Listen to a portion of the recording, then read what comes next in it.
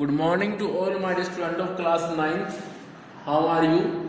Now today in this video we will discuss the remaining portion of chapter number 2 and chapter number 3. Chapter number 2 में previous video में हम आपको बता रहे थे regarding to the factorise. Clear? तो वहां पे एक रिमाइंडर थ्योरम है, एक फैक्टर थ्योरम भी है. आज सबसे पहले हम इनको डिस्कस करेंगे. Remainder theorem and second is factor theorem.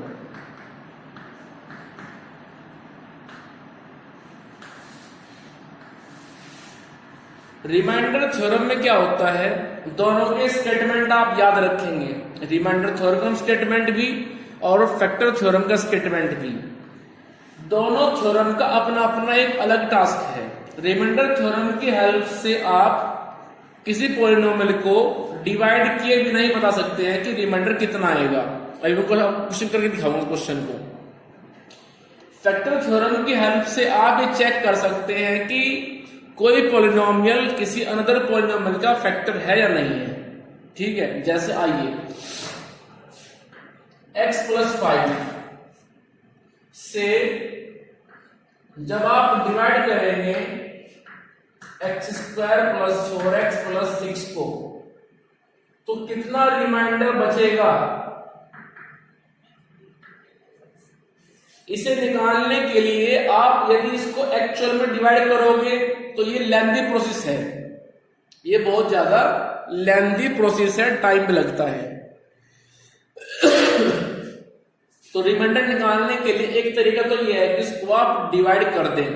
जो टाइम कंज्यूमिंग है, टाइम लगता है, गलती होने के चांस रहते हैं. सेकंड जो हमारे पास मेथड है वो ये है कि रिमाइंडर थ्योरम को यूज कर लीजिए रिमाइंडर निकालने के लिए. कैसे? जिससे डिवाइड करना है उसको मान लो आप px, जिसको डिवाइड कर रहे हैं उसको मान लो आप gx. उसके बाद जिससे डिवाइड करना है उसको रखो आप =0 और वहां से निकालो अपने x की value. Put px = 0, so this implies x + 5 = 0 and value of x is -5. Clear है यहां तक? उसके बाद ये वैल्यू -5 आप इस gx में x के प्लेस पे रख दीजिए.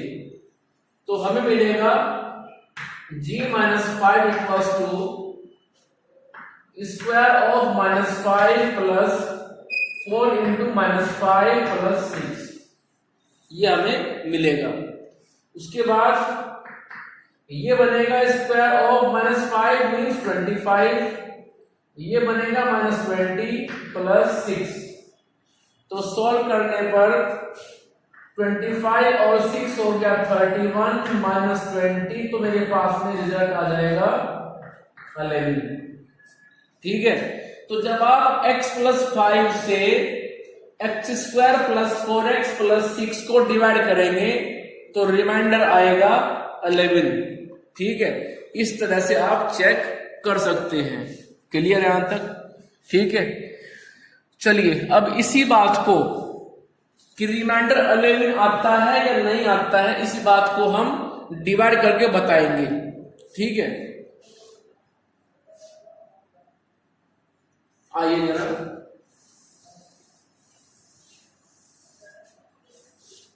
अब देखो x में किससे मल्टीप्लाई करें मिल जाए x², it means x. So x की मल्टीप्लाई इस x में होगी, बनेगा x². उसके बाद फिर x की मल्टीप्लाई 5 में करो तो बनेगा 5x. साइन चेंज करो, माइनस माइनस एक कट जाएगा, यहां से बचेगा -x और ऊपर से आ जाएगा 6. अब ध्यान से सोचिए कि इस x में किससे मल्टीप्लाई करें मिल जाए -x, इट मीन्स -1. सो -1 से हम मल्टीप्लाई करेंगे पहले x को, तो बनेगा -x फिर करेंगे इससे मल्टीप्लाई 5 को तो बनेगा -5, साइन चेंज कर दीजिए, प्लस प्लस एक कट जाएगा, 6 और 5 11। सो इस तरह से रिमाइंडर आ गया मेरे पास में 11। ठीक है, चलिए और क्वेश्चन लेते हैं और फिर बाद में डिस्कस करेंगे हम फैक्टर थ्योरम को। जैसे अब मेरे पास क्वेश्चन है कि x-2 से जब डिवाइड करेंगे हम 2x² + 4x + 6 को तो कितना आएगा हमारे पास में रिमाइंडर, हमें ये बात निकालनी है। तो रिमाइंडर निकालने के लिए मेथड जो दो हैं उनमें से फर्स्ट मेथड तो ये है कि आप इससे इसको एक्चुअली डिवाइड करके देख लो, बट ये बहुत ही टाइम कंज्यूमिंग प्रोसेस है, बहुत ही लेंथी है। इसका आसान रास्ता ये है कि आप रिमाइंडर थ्योरम यूज कर लीजिए। रिमाइंडर निकालने के लिए रिमाइंडर थ्योरम यूज कर लीजिए और फैक्टर बताने के लिए फैक्टर थ्योरम को यूज करेंगे। आओ जरा, तो जिससे डिवाइड कर रहे हो उसको आप एज्यूम कर लो एज अ px और जिसको डिवाइड कर रहे हैं उसको आप एज्यूम कर लो as a gx, which is 2x² + 4x + 6।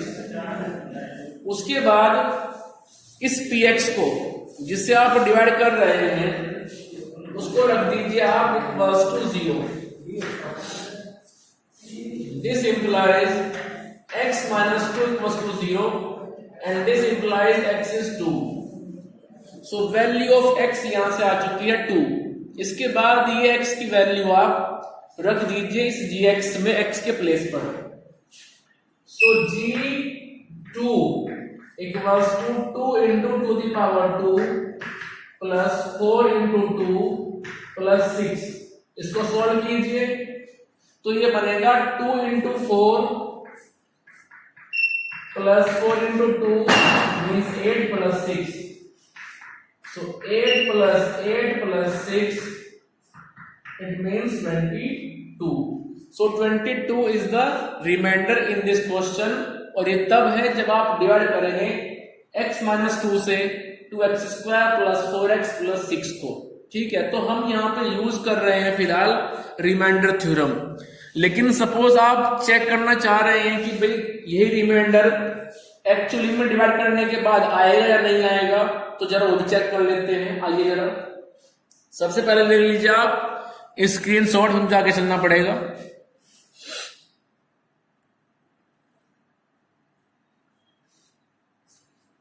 चलिए आगे,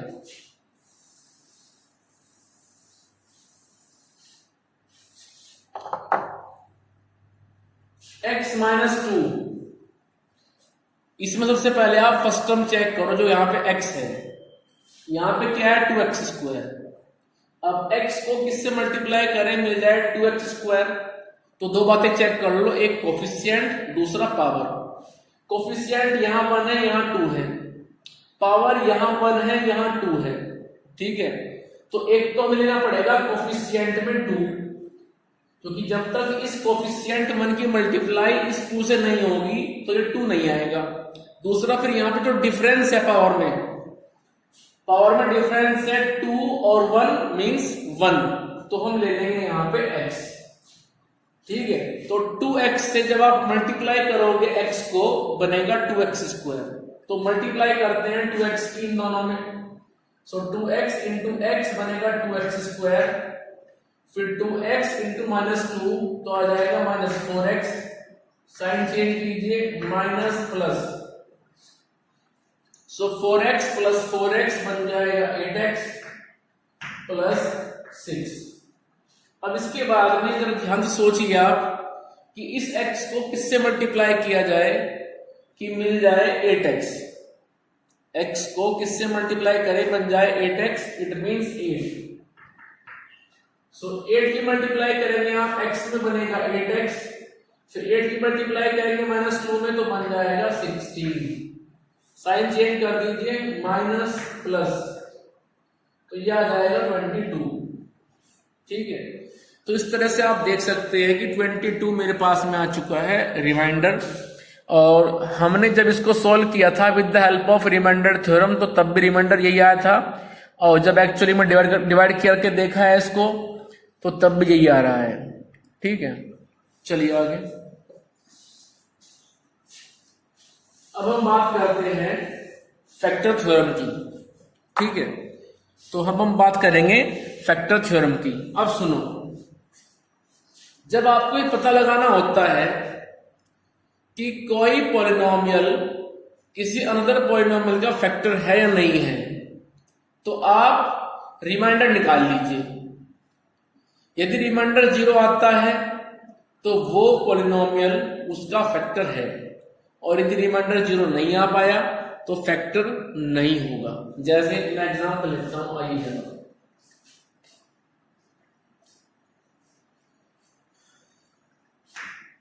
x माइनस 2 से जब डिवाइड करेंगे हम एक्स स्क्वायर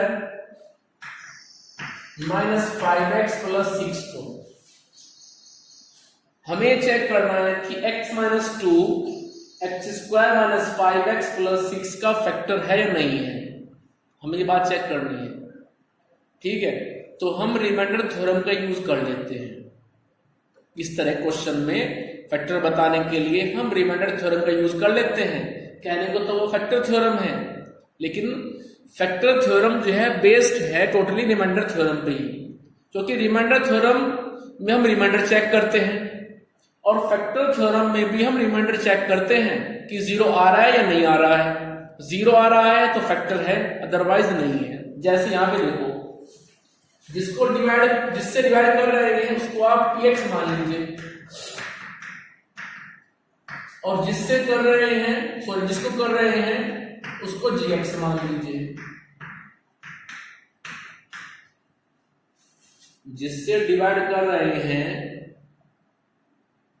उसको px मान लीजिए, जिसको कर रहे हैं मींस डिविडेंड उसको gx मान लीजिए। अब आप डिवीजर को इक्वल्स टू 0 पुट कीजिए, put px equals to 0. This implies x minus 2 equals to 0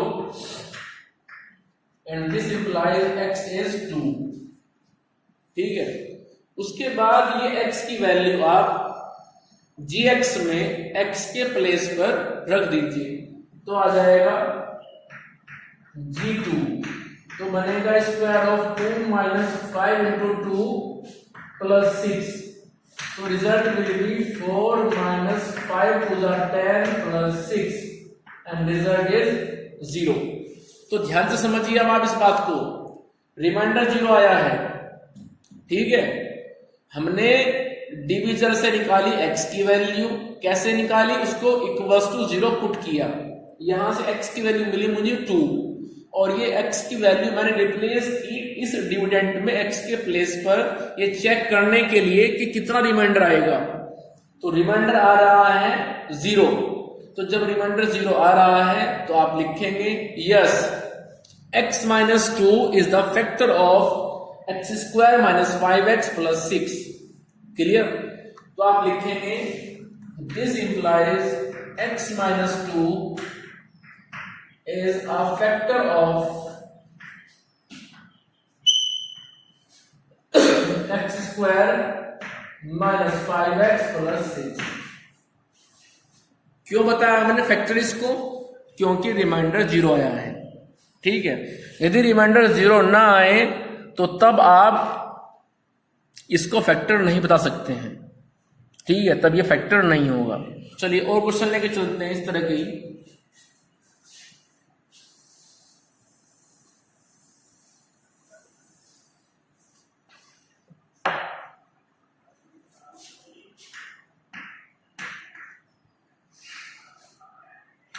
x square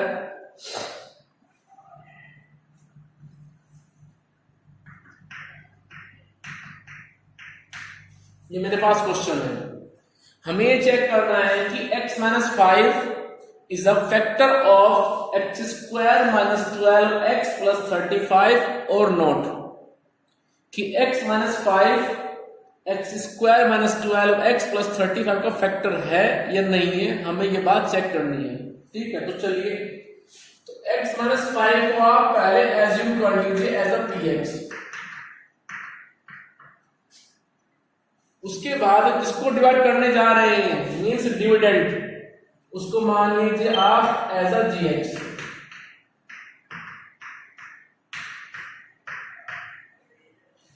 clear? उसके बाद पुट कीजिए आप px को equals to 0, put px equals to 0, this implies x minus 5 equals to 0, this implies x equals to 5। अब उसके बाद इस gx में जहां जहां पे आप x देख रहे हैं रिप्लेस कर दीजिए आप x को 5। So g5 equals to square of 5 minus 12 into 5 plus 35। मैंने x को रिप्लेस कर दिया फिलहाल इसको 5 से। सो g5 स्क्वायर ऑफ 5 मीन्स 25, 12 5 जा 60 और 35। सो 25 प्लस 35 दोनों पॉजिटिव वैल्यू है। So 25 plus 35 result is 60 minus 60 means 0. So we observe that px equals to x minus 5 is a factor of x square minus 12x plus 35. So we can write in the last of the question that x minus 5 is a factor of x square minus 12x plus 35। Clear? चलिए आगे question लेके चलते हैं।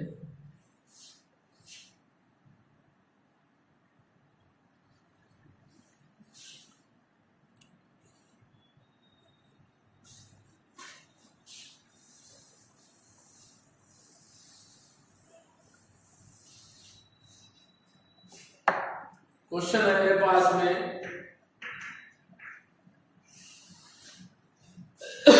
हमें check करना है कि x minus 4 x square minus 13x plus 36 का फैक्टर है या नहीं है, हमें ये बात चेक करनी है। तो हमारे पास दो तरीके हैं, ये तो आप डिवाइड कर लीजिए ऐसे, रिमाइंडर 0 आएगा तो बोल देना है यस इट इज फैक्टर, या फिर टाइम सेव करने के लिए आप क्या करें, जिससे डिवाइड कर रहे हैं मींस डिविजन, उसको px मान लीजिए, जिसको कर रहे हैं उसको आप gx मान लीजिए। ठीक है, so px equals to x minus 4, gx equals to x square minus 13x plus 36. Put px equals to 0. This implies x minus 4 equals to 0. This implies x is 4. अब उसके बाद x की ये वैल्यू 4 इस gx में आप x के place पर रिप्लेस कर दीजिए।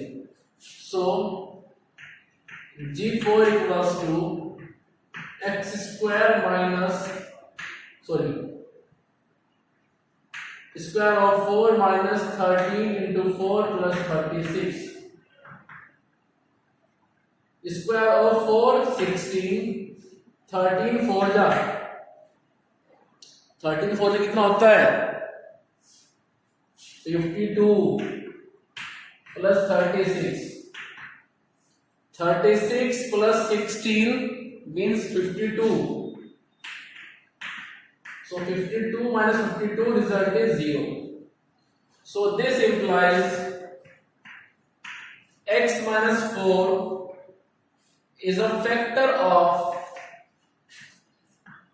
x square minus 13x plus 36.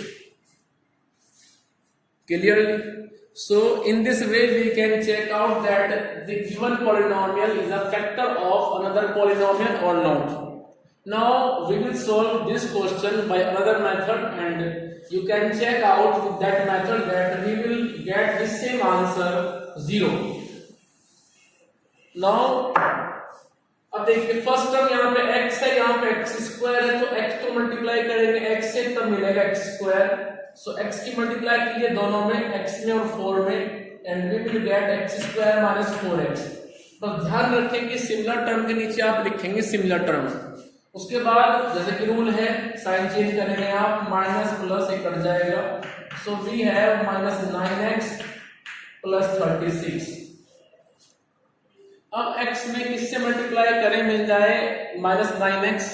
सोचिए आप, तो मिलेना पड़ेगा फिर minus 9. So minus 9 into x बनेगा minus 9x, minus 9 into minus 4 बनेगा 36. साइन चेंज कीजिए, प्लस माइनस, तो आंसर आ जाएगा 0. Means remainder is 0. So you can observe that remainder is 0 with the help of long division method. So in the last of question you can write that x minus 4 is a factor of x square minus 13x plus 36. ठीक है, तो सबसे last में question के आप ये बात जरूर लिखेंगे कि ये फैक्टर है या फिर नहीं है. ठीक है, तो इस तरह से क्वेश्चन होने हैं चैप्टर नंबर 2 में regarding to remainder theorem and factor theorem. ठीक है, अब बात कर लेते हैं हम थर्ड चैप्टर की, विच इज कोऑर्डिनेट ज्योमेट्री. देखो कोऑर्डिनेट ज्योमेट्री सबसे पहले आप ध्यान रखेंगे कि एक होता है लाइन हॉरिजॉन्टल, एक होता है vertical. Horizontal line is always a x-axis, remember it.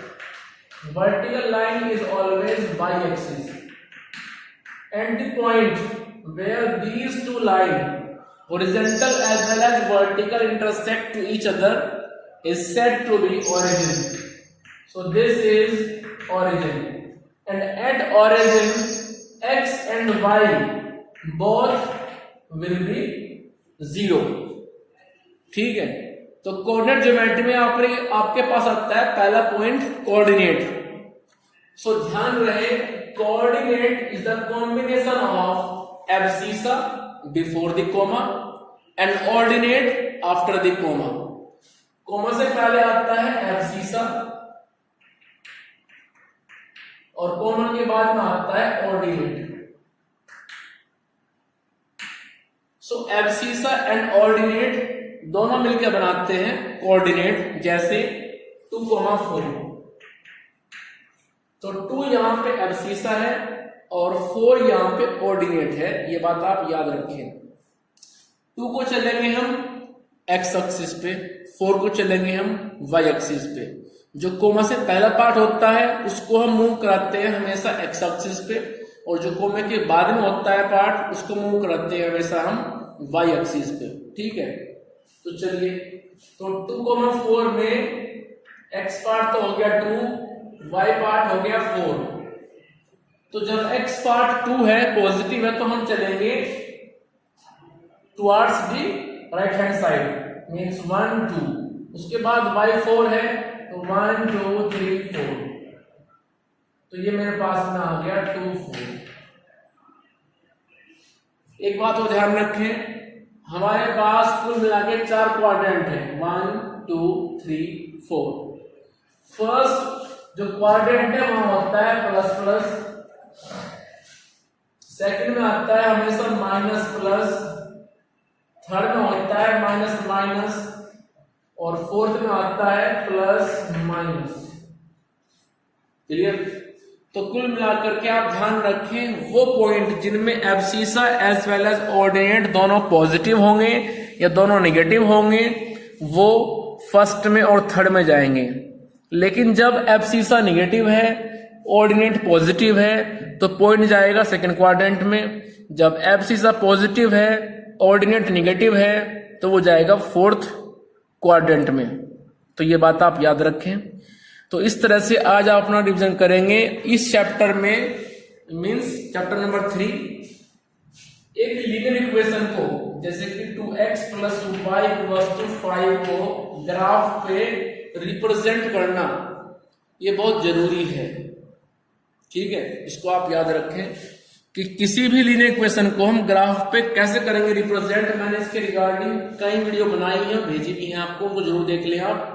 ठीक है, दूसरा एक बात और याद रखें कि x एक्सिस की इक्वेशन होती है y = 0 और y एक्सिस की इक्वेशन होती है x = 0। y = 0 is the equation of x axis and x = 0 is the equation of y axis। Clear? उसके बाद में एक बात और याद रखें आप कि x = 5, x = -5, y = 4, y = -4। ये वो लाइन है जो एक्सिस के हमेशा पैरेलल मूव करती है, ऑलवेज पैरेलल। जैसे x = 5 तो हम चलेंगे 1 2 3 4 5 और यहां पे ऐसे लाइन ड्रॉ कर देंगे, this is x = 5। So x = 5 अपने आप में वो स्ट्रेट लाइन है जो y एक्सिस के पैरेलल होती है, क्योंकि यहां पे y नहीं दिया हुआ है। उसके बाद x = -5 हम चलेंगे नेगेटिव वे में, -1 -2 -3 -4 -5। सो x = -5 ये वो लाइन है जो y एक्सिस के पैरेलल होती है लेकिन नेगेटिव में। उसके बाद चलिए आगे, y = 4। y = 4 अपने आप पे वो स्ट्रेट लाइन है जो x एक्सिस के पैरेलल होती है। कैसे? हम चलेंगे y एक्सिस पे 4 डिस्टेंस तक, 1 2 3 4 और ऐसे लाइन ड्रॉ कर देंगे, उसके ऊपर लिख देंगे y = 4। उसके बाद में लास्ट y = -4 तो हम चलेंगे ओरिजिन से नीचे की तरफ, -1 -2 -3 -4। सो y = -4 ये अपने आप में वो लाइन है जो x एक्सिस के पैरेलल है। तो ये बात आप याद रखें कि x = 5, x = -5, यहां पे y एब्सेंट है तो ये लाइन हो गई y एक्सिस के पैरेलल। y = 4, y = -4, इनमें x एब्सेंट है तो ये हो गई x एक्सिस के पैरेलल। क्लियर? जैसे आपको ड्रॉ करना है x = 10 पॉजिटिव है तो आप जाएंगे x एक्सिस पर 10 डिस्टेंस तक, 1 2 3 4 5 6 7 8 9 10 और जाकर के आप वहां पे एक वर्टिकल लाइन ड्रॉ कर देंगे तो बन जाएगा x = 10। Suppose you want to draw y = 10 तो फिर आप, क्योंकि y को 10 दिया है भाई, y = 10 का मतलब क्या है कि y की वैल्यू 10 है तो आप पॉजिटिव y एक्सिस पर मूव करेंगे 10 यूनिट डिस्टेंस तक, 1 2 3 4 5 6 7 8 9 10 और 10 पे जाकर के आप x एक्सिस के पैरेलल ऐसे लाइन ड्रॉ कर देंगे, उसके ऊपर लिख देंगे y = 10। ठीक है, तो इस तरह से इन लाइन को आप इजीली ड्रॉ कर सकते हैं। इन लाइन के लिए कोई भी पॉइंट टेबल बनाने की जरूरत नहीं होती है, इनको हम विदाउट पॉइंट टेबल ही बना सकते हैं, कोई प्रॉब्लम नहीं है। तो इस वीडियो में इतना रखते हैं, बाकी डिस्कस करेंगे हम नेक्स्ट वीडियो में। और किसी बच्चे को कोई प्रॉब्लम है किसी कंसेप्ट में, एग्जाम्पल में, एक्सरसाइज में, चैप्टर में, then please share your problem with me on a call और by WhatsApp. It's your duty, share your problem and then I will resolve that problem in an effective way. Clear?